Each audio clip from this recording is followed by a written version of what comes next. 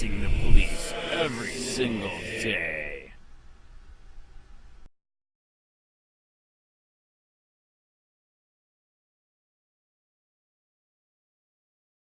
Florida, buying and selling for profit the right to sue a rape victim, the Deanna Williams story.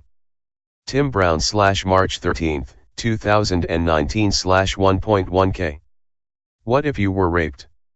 Then, because you couldn't get justice via a criminal case, you chose to sue in civil court only to have your attorney have a meltdown and leave you stranded in the courtroom, even though he was able to get a confession. To make matters worse, once you hired new attorneys who assumed the previous costs and settlement on your behalf, the previous meltdown attorney wants to sue you, but then a judge allows him to sell his right to sue you to another attorney for profit, and that attorney wants you jailed for contempt of court. In all of this, your settlement payments are being stolen by another attorney. Sounds bizarre? Sound like it couldn't happen in America?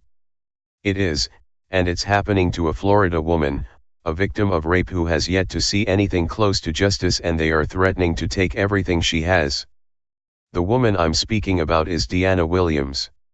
She is currently a single mother with multiple sclerosis and pregnant. Yet, the Florida legal system has done everything except bring justice on her behalf. In fact, it appears that practically everyone around her who was supposed to help her has profited from the crime against her except Ms. Williams. Williams' nightmare began in 2009 when she was raped by a neighbor. She filed a police report within 24 hours but never received any justice from the system. David DiCrescenzo previously reported. Not knowing what to do, Deanna did what many might and brought this to the attention of the local sheriff's office. The deputy who took her information and the report, nice man that he was just incapable of getting the information straight, and she had to keep repeating herself, ultimately having to return several times. During her visits to the sheriff's office she did not meet the sheriff. However, preliminary FDLE inspectors believe that at the time under Sheriff of Lee County, Carmine Marciano probably saw her during at least one of her visits and decided to reach out to her on Facebook saying he wanted to get to the bottom of her case, which in and of itself is highly unusual and suspicious because police bosses don't normally get directly involved with specific investigations. By the way, this eventually opened up Ms. Williams to further problems as she caught the eye of the undersheriff there in Lee County, who eventually was named sheriff. That is for a follow-up article. In an exclusive interview with the Washington Standard, Deanna Williams told us that she opened a civil case against the unnamed defendant. She hired an attorney, Michael Dolce, who is known in the state as an attorney who has attempted to speak out about sexual abuse, something he experienced in his youth. However, Williams believes he attempted to use her case to voice his own pain and suffering when he was sexually molested to the point that he experienced what Williams said was a meltdown during court and walked out on her. He wasn't seen or heard from for weeks. According to Williams, Dolce missed multiple deadlines and failed to represent her properly during her case. Dolce was able to get a confession from the defendant during a videotaped deposition and bragged about getting it, which is something that is often very difficult to do, but possibly cost Williams millions of dollars due to his unprofessional and negligent conduct. Mr. Dolce also unavailable for extended periods of time during the case, most notably before he re-emerged. Once he came back into the picture, he demanded that Williams authorize him to settle the case, but she declined. She then sought the counsel of an attorney that has branded herself the most famous female attorney in the country, and though you may guess who this is, due to possible legal issues in her settlement of a non-disclosure agreement, this is how we will refer to this attorney.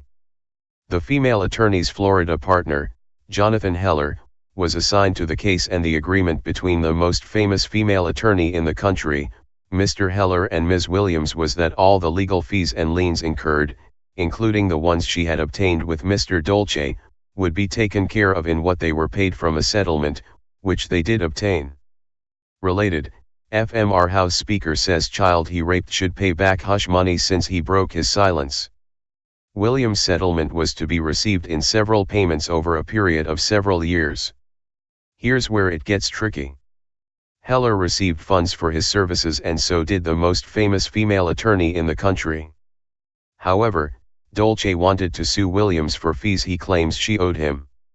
Yet, this money was to be paid by Williams' attorneys from their pay, according to Ms. Williams' agreement. So, what did Dolce do? He sold his right to sue Williams to another attorney, one that is seeking to make a profit for purchasing the right. Scott Major of Major Prues, LLC bought the rights to sue Deanna. Have you ever heard of such a thing, and can it possibly be legal or lawful?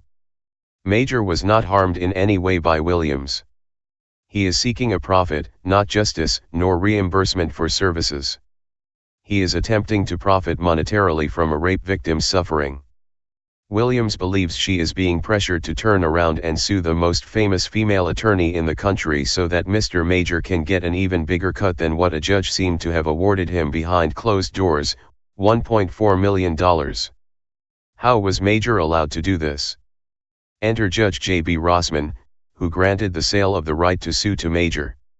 Those in Florida and other places may remember Judge Rossman as being in the news around this time last year. Why? It's because he was arrested in a prostitution sting in Naples, Florida. Seriously, you can't make this stuff up? News-Press.com reported in February 2018. Rossman and 5 other men were arrested Friday following a Naples Police Department prostitution operation. Rossman pleaded not guilty, waived his arraignment, and asked for a jury trial. Chief Judge Michael T. McHugh will preside over Rossman's docket, Miles said. Rossman was one of 3 high-profile arrests in that operation, including a pastor and a Broadway actor. Rossman, 64, is also accused of resisting arrest. Naples police say Rossman allegedly made contact with an undercover officer via phone and arranged to meet at a hotel. He agreed to pay $300 for a sexual act but instead was placed under arrest. He began to resist, but officers were able to gain control and handcuffed Rossman. Here's a copy of his letter to then-Governor Rick Scott, in which he refers to a resignation/retirement, but fails to acknowledge his arrest. This is the same judge who seems to have been working with Major and possibly others to take advantage of Ms. Williams. Williams was then forced to hire another attorney, G. Ware Cornell, to defend herself against Major after it was clear there was a conflict of interest because Jonathan Heller, having received funds from her settlement and having agreed to pay her legal fees prior, would be defending not only Deanna but also himself. Though Williams hired Cornell in June 2017, he entered his appearance of representation on her behalf in her inactive rape case rather than the case in which she was dealing with Mr. Major, which was the wrong case. This seems strangely suspicious on the part of Cornell, as several attorneys say this is a pretty difficult thing to do. Indeed, it is even more suspicious considering what happened next. A court appearance was to take place in September 2017, according to Williams, but since Cornell had entered his representation wrong, somehow, she became accountable for the attorney's negligence.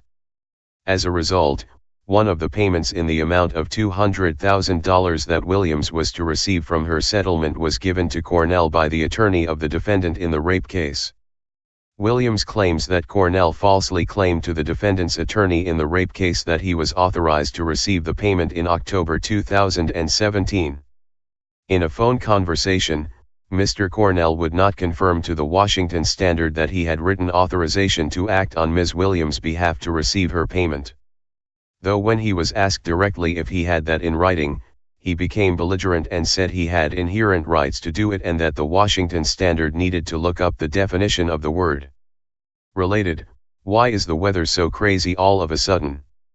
This writer knows the definition, but the writer also obtained Ms. Williams' retainer of Mr. Cornell's services dated June 16, 2017, which are explicit in not authorizing him to receive her funds that were settled by another attorney and which he had no inherent right to receive or distribute. In fact, it states quite clearly that his fee of $450 per hour would require that Ms. Williams pay him $15,000 during November 2017, after you receive a lump sum. Notice the words, after you receive. Not Mr. Cornell. This was not about the previous settlement in the rape case. Additionally, any other expenses beyond the $15,000 would be charged. Nowhere in the retainer is there authorization for Cornell to receive any of the payments that were already determined to go directly to Ms. Williams from the settlement of the rape case. Then, just prior to a final judgment in November 2017 against her, which she was not made aware, Cornell transferred $100,000 of that money to Mr. Major, and Judge Rossman knew it. Another final ruling against Williams was made on May 3, 2018. The total of those rulings was $1.4 million. According to Williams, there is supposed to be an evidentiary trail of negotiations regarding rulings like this, but there are none.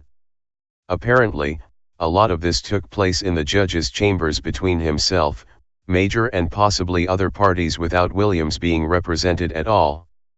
Now, after paying Dolce $50,000, Major is seeking $1.4 million from a rape victim that Dolce was supposed to represent, but didn't properly represent her. I ask you, how is this just? How is this legal? How is this not the most bizarre bit of corruption you have ever read about? They don't even write good books or produce films with this level of incompetence, corruption, greed, and a lack of sympathy for a woman who was traumatized, and then, like a pack of vultures, everyone wants what she is due and not only leave her with nothing, but take what she does have. Williams has recently lost her home due to what has happened to her. Other things are occurring as well recently that have added more stress in her life and may put her life in danger. I'll fill you in on those details in the next article. While some of this may be a bit confusing to readers, I am also including a video interview Williams gave on Monday evening with Ann Vandersteel. This may slow things down a bit and offer more details to the reader. We need to petition Governor Ron DeSantis to step in on her behalf and uphold justice and put an end to the advantage taking of Ms. Williams. We also need to contact the Florida Bar. You can contact Governor DeSantis on behalf of Ms. Williams below. Executive Office of Governor Ron DeSantis. 400 South Monroe Street, Tallahassee, Florida 32399. 850-488-7146. Email Governor DeSantis. Email Lieutenant Governor Nunes. Additionally, you can contact Attorney General Ashley Moody on behalf of Ms. Williams below. Office of Attorney General, State of Florida. The Capital PL01. Tallahassee, Florida 32399-1050. 850-414-3300. Finally, it may even help to contact the Florida Bar on Ms. Williams' behalf to see if they will begin to investigate ethics violations, negligence, and corruption that appears to have taken place with regards to Ms. Williams' representation, legal agreements, and rulings by judges in the cases. The Florida Bar contact information. The Florida Bar, 651 East Jefferson Street, Tallahassee, Florida 32399-2300. 850-561-5600. By email.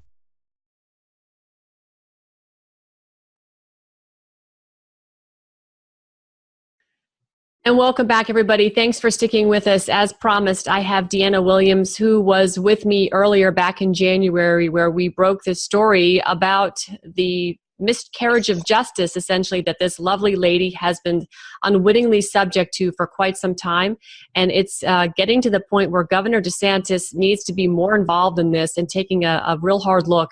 The Attorney General in Florida's office is aware of Deanna's case, and so we're bringing Deanna back on to talk about where the case is currently. Deanna, it's great to have you back on Steel Truth. Thanks for joining. Hi, Ann. Thanks for having me.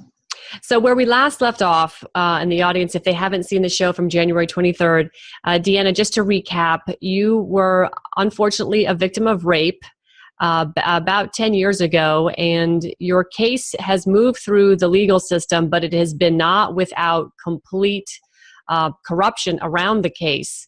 You ended up going through numerous attorneys to which you were able to collect money, but it never actually went to you.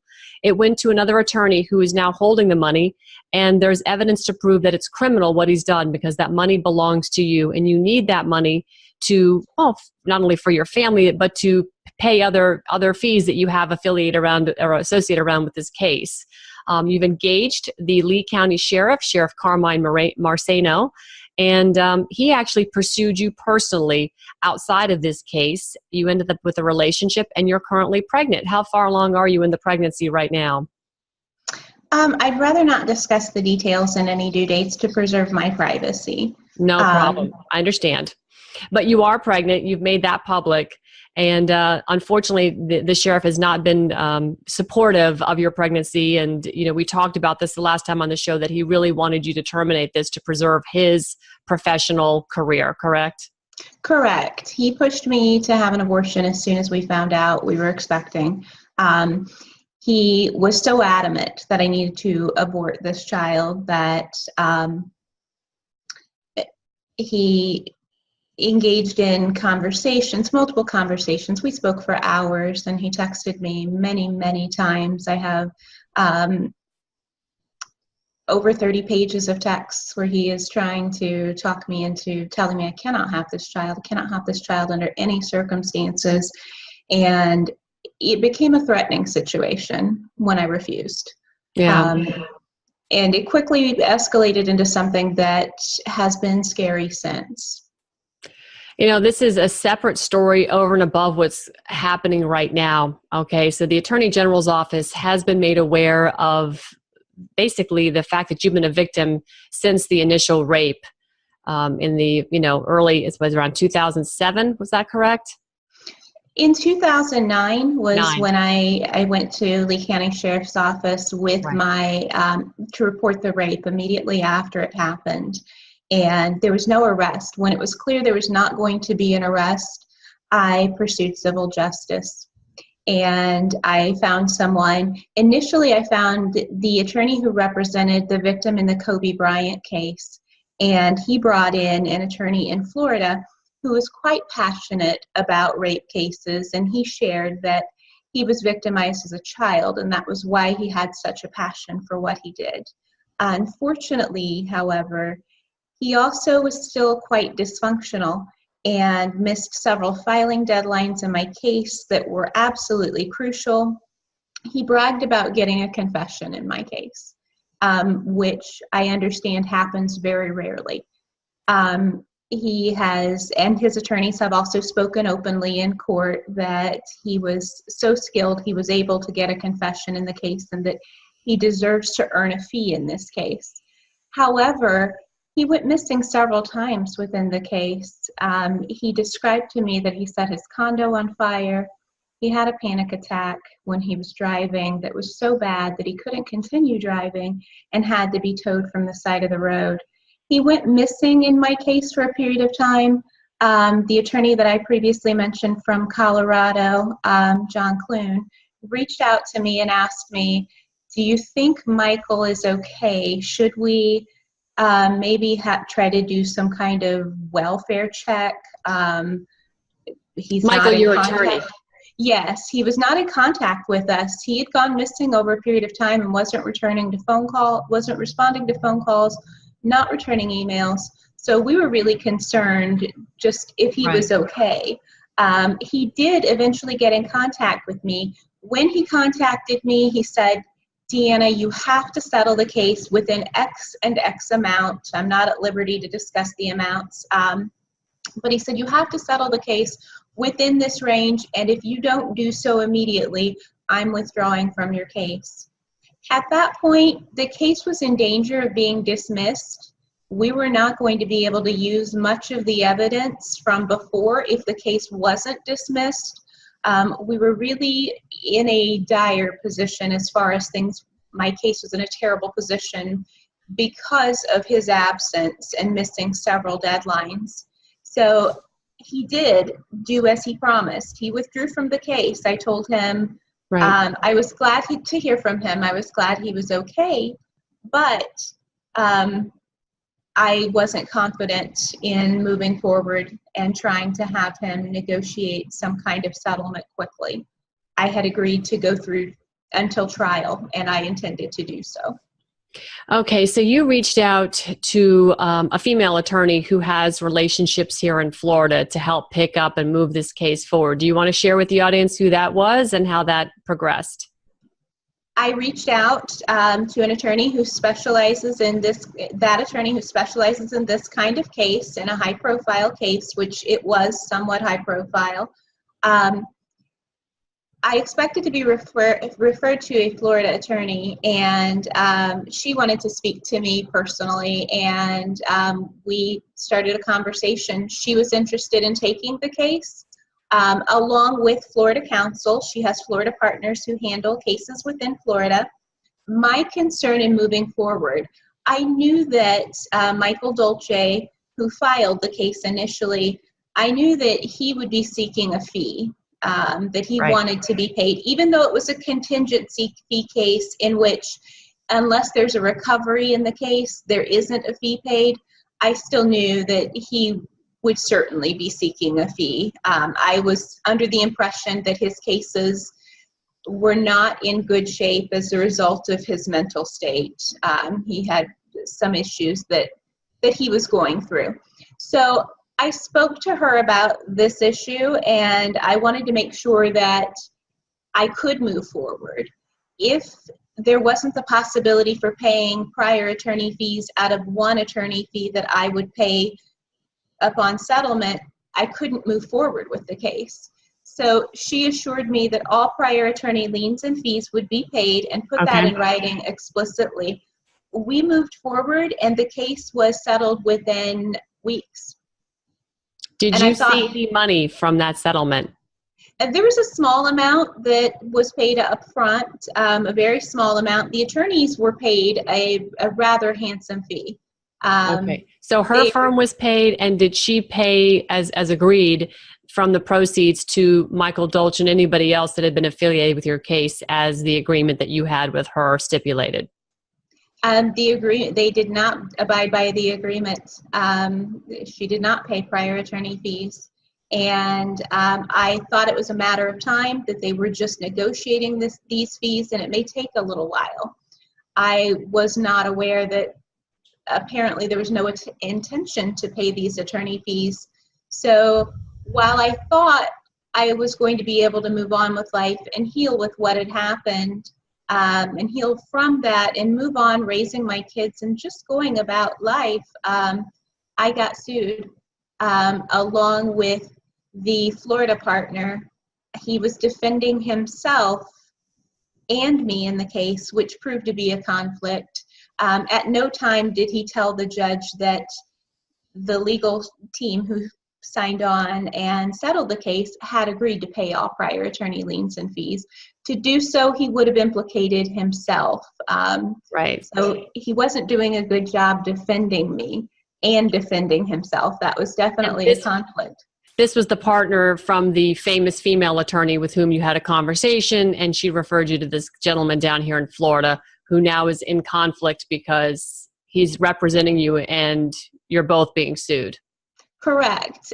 He appeared on record. Having her appear on record in a Lee County case would have brought media attention, and we did not want media attention. Got it. So he appeared on record, and his name is Jonathan Heller. So Jonathan Heller was sued along with me. It became clear that it was a conflict, and when that became clear, I hired attorney G. Ware Cornell from Weston, Florida, to defend me in the case. Okay. All right, so you're being sued by Michael Dolce for previous fees that apparently he never got, and it was agreed upon that once this case was settled, he would be paid some portion for his fees, even though he was a contingency attorney. There was no agreement that he would be paid fees, being a contingent, that he was trying to get fees, and I knew that he would, and I wanted whatever fees were fair to be paid, paid in an equitable and fair way. I certainly would never seek to withhold fees from anyone. I paid all of my attorney fees. I paid an extraordinary sum of fees. It's a very substantial amount of money. Michael Dolce was suing me at that point. And Michael Dolce sold the rights to sue me to I believe this is someone who is a partner in a law firm that Michael Dolce either became a partner in or worked for him at some point. Michael Dolce has been through numerous law firms. Some of them he's left in the middle of the night without notice. I have no idea how many firms he's worked for, but this was someone that he did work with, and he sold the rights to sue me to this person, Scott Major, for $50,000. So he sold the rights to sue you to another attorney, potentially, who's going to now try and get the difference of what was owed, I suppose, from the previous female attorney who partnered with somebody here in Florida that got a judgment? Yes, he's actually seeking a fee of, Scott Major has sought a fee of $1.4 million, which it might as well be $20 million. I have multiple sclerosis. I'm a single mother. I am just trying to make it through life and heal from what's been a nightmare. I started with the legal process in 2009. If you're a victim of a violent crime, it really takes a while to heal from that. And I had hoped there would be some break from litigation.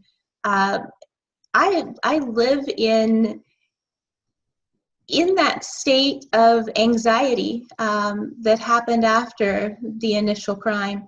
When the underlying case occurred, it was obviously a very upsetting and difficult thing to try to heal from. I haven't been able to begin that process. I've been in litigation now since I went to law enforcement in late 2009, and this has been in the courts since, until this time. I haven't stopped fighting. I've missed years of my kids' growing up years. I've been fighting a battle that I never should have been involved in. Yeah, the injustice here, when you went to Lee County Sheriff Carmine Marceno for help, and you were communicating professionally through their office, and he reached out to you privately on Facebook Messenger and became, pursued you heavily to the point of establishing a relationship to where you're now pregnant, and he's requesting termination of that child, and the harassment that you've seen from people around him this entire time. I mean, this whole thing is just the most unusual miscarriage of justice from one thing after another, particularly with someone who really is indefensible. You are not financially able to, defend yourself from this position. You've been used and abused by the justice system. Let's talk about the Attorney General's office. You've had communications with them last week. I know you maybe can't be too specific, but in generalities, can you sort of let us know what's going on with, what you've been able to relay to them, and perhaps, what you may know in terms of their relationship or communications with Governor DeSantis, because, as we're seeing, Governor DeSantis seems to be very impartial when it comes to being a wrecking ball for anything that's just unjust in the state. We've seen him eliminate people from various positions in South Florida water management, to supervisor of elections offices, to educational posts around the state. He's cleaning up the state of Florida, and it doesn't matter if you're sitting on the right or the left. He's really coming in and just, taking care of business as it should have been done for quite some time, but hasn't. People have kicked the can down the road. So I'm hopeful for your case that perhaps his office, working with the AG, Ashley Moody, will actually result in some fair justice here. I'm hopeful. My goal in speaking with the Attorney General's office is to have my civil rights restored. I have never been heard in this case. I was not allowed a right to defend myself in this case. When I hired G. Ware Cornell, he spoke about how confident he was in the case. Michael Dolce, we had a court-ordered mediation in the underlying case. He walked out of mediation crying and abandoned me with the defendant's lawyers downtown at Henderson Franklin in Fort Myers. He was walking the streets for an extended period of time. Co-counsel couldn't find him. I was left alone. The mediator had no idea what was going on. From what I understand, it's an unusual situation to have that happen. Of course, there are witnesses to that occurring. No one has forgotten that. This case started with the malpractice of the attorney who filed the case. Mm-hmm. Then he sold the rights to sue me. Then the person who was defending me was the person who had collected a substantial fee and also agreed to pay prior attorneys. It was his goal to pocket those fees. And he was not going to be forthcoming with the judge and say, hey, judge, I pocketed those fees and I don't want to pay those fees. It's not Deanna's responsibility. The case against me never should have proceeded. I am in the position right now, I want my civil rights restored. I went to Lee County Sheriff's Office after there was a theft in my case. When it became clear that I needed someone to defend me in this case, I hired Ware Cornell. And Ware Cornell, I wasn't aware of it at the time. He was very confident in my case and my ability to defend myself well. He did not believe that I would be forced to pay any fee. He actually thought I would, from the first legal team, he thought I would recover a substantial recovery for having gone through the ordeal of having to go to court after they breached the contract to pay all prior attorneys. Ware Cornell did not enter his appearance in the case, which resulted in a default judgment, a finding that the court said I was disobeying court orders. I did not respond. No one showed up in court on my behalf. And they found that I needed to be sanctioned and I would be responsible for paying attorney fees on top of the attorney fees I had already paid. The amount, however, had not been determined. There was still time for me to file an appeal, to have this heard, to advance this case, and to still preserve my rights to a defense in this case. And I asked Ware Cornell to withdraw from the case so I could hire an attorney who would be capable of representing me and appealing the case. Ware Cornell wanted me to file bankruptcy and get rid of the judgment. He did not want me to alert the court of his mistake in not filing his appearance in the case. Right. He filed his appearance under the inactive rape case, and no one showed up on my behalf. That is why there was a finding. I still had plenty of time to appeal, and I told Ware, I need you to withdraw so I can hire someone and appeal this case. And I said, you know that I'm expecting a payment in the underlying case that will come to me, and I'll hire someone else. And he said, no, Deanna, you won't be getting that payment. And I said, what are you referring to? There is no withholding order. There is nothing before the court. I will be getting that payment and I will do what I need to do. And he said, no, that payment is in my trust account. At that point, I was stunned, and I asked him why. How is this payment in your trust account? And he said, it's for your safekeeping. I reached out to the attorney responsible for paying it, and I asked him to wire it to me. And I said, you have no business doing so. You must immediately return this to me. I emailed him my account information and demanded that he wire it to me and return the stolen funds immediately. Deanna, was there anything in writing between you and Ware Cornell that said that he would act as the trustee for any financial remuneration you receive from any legal proceedings? Absolutely not. To the contrary, our agreement, our retainer agreement, says that I will pay him a certain amount of attorney's fees, standard language, and it says that I will start paying him after I receive this payment that was due. After I received, I never signed anything for him to receive funds on my behalf. He knew that. In a phone call with attorney Mike Chianopoulos, who was representing me on another matter at the time, he indicated that he was never authorized to receive funds on my behalf, and Mike Chianopoulos has repeatedly stated that he will testify to that. This is shocking. In another strange twist on this case, you also have a judge who, I guess the judge was he's the judge in the case of the distributed stolen funds, and that there was a closed door meeting in his chambers without any meeting minutes or recordings of that meeting, where he basically approved the sale and of the fact that someone could sell your case for to somebody else to go after you for the funds coming in from the financial awards of this particular case.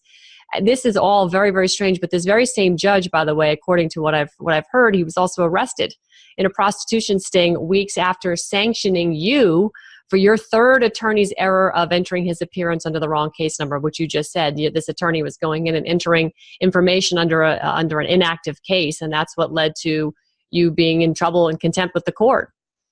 True. I believe it was around 4 weeks after he decided that I would be responsible for paying attorney fees. The amount had not been entered for a period of time. He decided upon the amount that it would be, and then shortly after, he was arrested in a prostitution sting at a Naples hotel that was undertaken by Collier County Sheriff's Office. And it's been my position that if a judge commits a sex crime while presiding over a case arising from a sex crime, that puts his objectivity, his ability to be reasonable in a case of this matter in question. And I believe if that happens, that this case needs to be reviewed. I don't think that he could objectively preside over this case arising from a sex crime while he was committing sex crimes. So my rights, many things have happened in this case that other attorneys who have seen this case have remarked are extraordinary and don't typically happen. An investor who comes in and buys the rights to sue the victim of a violent crime for profit, especially in a rape case, is extraordinarily rare. The judge did not have a problem with allowing that. The judge did not bring up the issue when the person who agreed to pay the attorney fees was defending me and himself. Most judges would spot that conflict and would say something about that. The judge did not do that. Right. I have no idea what agreements were made, upon what basis this amount was decided upon. I can't get any answers. I've never had the right to defend myself or take the stand. My voice has not been heard at all in this case. And I would like my civil rights to be restored. I want equal access to law enforcement and investigatory agencies just the same as anyone else would have. And that's been denied to me in this case. And the multiple thefts, the attorney Scott Major, who is in possession of stolen funds from that initial theft, has also presented to the court an agreed entry that's fraudulent. Both sides have to agree in an agreed entry. He submitted it to the court. Our side did not agree. There's an affidavit on file that explains it very clearly, where Mike Giannopoulos, who was representing me on that portion of the case, has stated that it was not agreed that he was to receive any additional funds in this case at this point. He submitted to the court that I agreed to pay him an additional $200,000 payment and all fees and all proceeds of the civil case irrevocably, that I was transferring those to him. I would never have agreed to such a thing. I think it's despicable that a person bought the rights to sue me for profit after I was raped. There is no way I would willingly give him money for doing this. Yeah, and the whole thing is just so over the top, Deanna, and I'm very sorry that you are experiencing this. David DiCrescenzo with the Patriots Press has put out a fantastic article. You can find the Patriots Press on Facebook. And I think he really, sums it up really well when he just says, in a nutshell, I'm reading right from his article, she has been put through hell, her reputation has been smeared, and when she approached the sheriff's office, it only made matters worse when the sheriff used her plight to pursue an unwanted sexual relationship. And this is where you are today. You are pregnant, you are alone still, you're still raising a family, you currently are, you suffer from multiple sclerosis, and you've just, PTSD and everything else. Just being a victim of the legal system and the fashion you've been is just, it's traumatic beyond words to describe, listening to this story over again and over again and reading the follow-ups from David. Deanna, my heart goes out to you. Is there anything that folks can do to help you? I know that you're working with the Attorney General's office and you hope to get some sort of coordination with Governor DeSantis's office. Is there anything the public can do that might be of help in terms of bringing this to the attention for the governor? The public can reach out to the governor's office, ask about my case, look into the case. It is a public case. You can, some of the documents are closed, but, and this is something that is difficult. I do believe in my case. There is any case where there's a non-disclosure agreement, it makes it very difficult for a victim to speak up and reach out for help. It wasn't something that I discussed. I was discouraged from discussing anything with the underlying case. And the attorney investor who bought the rights to sue me, hoping to make money on this case, took full advantage of that, knowing that I was in a position where I couldn't speak about what had occurred initially. That's still something that even in speaking to you, I have to be very careful in what I say. I don't have full rights like someone else does to say exactly what happened, when it happened, and that really puts an obstacle in place when it comes to reaching out for help. And when I reached out to the sheriff's office, the sheriff did not want anyone to know how that he essentially pursued a rape victim. He didn't want anyone to know that he was pursuing a sexual relationship with a rape victim who had experienced a severe financial crime. He's tried to conceal that. In not having an arrest in the initial theft, it's allowed the case to continue. The person who bought the rights to sue me is in possession of stolen funds. He's actively committing crimes against me. The bar wants to issue discipline. I've been in touch with the Florida bar, but I don't have equal access to law enforcement at this point. And the Attorney General's office has recommended possibly moving this to another county, so I have access to law enforcement in another county to have a proper investigation and justice for the initial criminal theft that allowed the case to move forward against me.